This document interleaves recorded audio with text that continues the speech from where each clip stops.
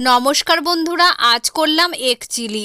আর egg chilli এই প্রথম আমি করলাম, একটু ভয় ভয় করছিল কেমন হবে। তবে চিলি চিকেন করাটা যতটা সহজ, এগ চিলি কিন্তু ততটা সহজ না। এগ চিলি বানানোটা কোথায় কঠিন সেটা আমি তোমাদের রেসিপিটি দেখাতে দেখাতে বলছি।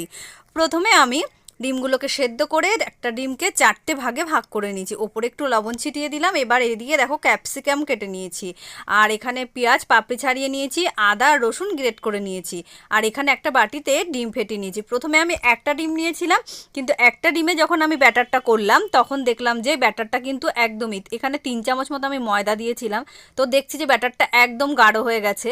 তখন আমি আর একটা ডিমের মধ্যে দিয়ে দিলাম, দিয়ে যখন ব্যাটারটা করলাম তখন দেখলাম ঠিকঠাক আছে।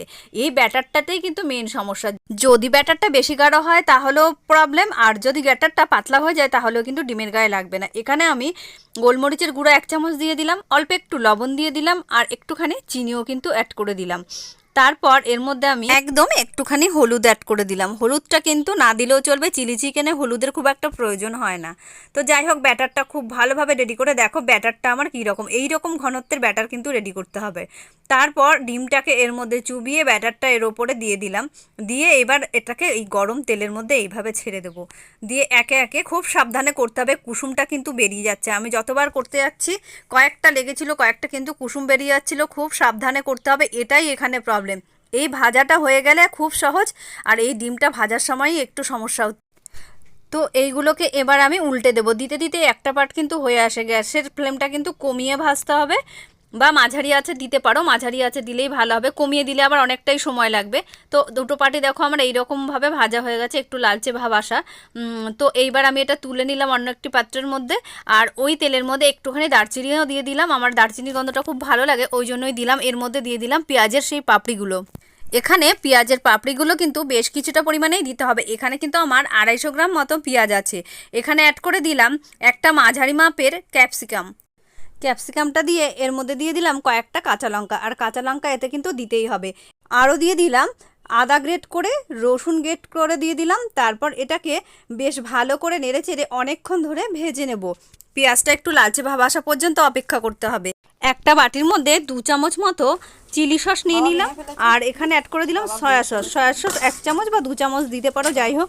তারপর অ্যাড করে দিতে হবে 3 চামচ মতো টমেটো সস। টমেটো সসটা দিয়ে বেশ ভালো করে নেড়েচেড়ে নিয়ে ওর মধ্যে আমি 1 বাটি মতো জলও অ্যাড করে দিলাম। জল আর সস কিন্তু আর একটু ভালো করে গুলে নিতে হবে এর মধ্যে। এইবার এইদিকে দেখো পেঁয়াজ ক্যাপসিকামগুলো কিন্তু একদম নরম হয়ে গেছে, খুব ভালোভাবে ভাজা হয়ে গেছে। আর এখানে 1/2 চামচ মতো আমি লবণ অ্যাড করব। আর রান্নায় কিন্তু তেমন লবণ অ্যাড করার দরকার নেই, কারণ সসের মধ্যে কিন্তু প্রচুর পরিমাণে লবণ থাকে।